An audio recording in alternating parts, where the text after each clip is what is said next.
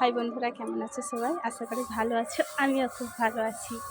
তো কি বলবো বন্ধুরা, এত রোদ গরমেতে আমি কি করেছি জানো? ধান সিদ্ধ করেছি। তো দেখো এই যে ছাদে ধান মেলা হয়ে আছে। তো ধানে পা দিচ্ছি, মানে ধান শুকাচ্ছি আর কি। তো বুঝতেই পারছো আমার অবস্থাটা দেখো। তো 2 বস্তা ধান সিদ্ধ করেছি। আর এই বর্ষা, মানে আজকেই রোদ বেরিয়েছে আর কালকে তো অল্প বেরিয়েছিল। এই বর্ষাতে কী বলবো, ধানগুলো নষ্ট হয়ে যাচ্ছিলো, ইঁদুরেতে সব নষ্ট করে দিয়েছিলো। সেই জন্য 2.5 বস্তার মতন ধান ছিল। আগে 4 বস্তা একবার করে নিয়েছিলাম। তো এটা করতে অনেক লেট হয়ে গেছে, সেই জন্য ভাবলাম একবারে ধানটা ফেলিয়ে দেই, মানে ধানটা পাট করে নিই।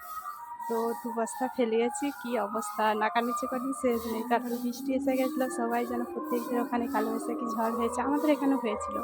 তো আজকে সবে রোদটা দিয়েছে, তো সেই জন্য মানে কী বলবো, ছাদেই পড়ে আছে সবসময় ধানগুলোকে উল্টে পাল্টে শুকনো করার জন্য। তো অনেকটাই শুকনো হয়ে এসছে। তো আর একটু হলেই হয়ে যাবে মোটামুটি। আর ধান সেদ্ধ বাকি আছে, অল্প ধান আছে। তো সেগুলো গেলেই কমপ্লিট হয়ে যাবে বন্ধুরা। তো অনেকটা বাড়ির কাজে ব্যস্ত আছি, কারণ এগুলো প্রয়োজন আছে। দেখো, দেখেছো তো গোটা ছাদে মেলা হয়ে আছে। তো সবাই ভালো থেকো, সুস্থ থেকো। Tata, bye bye.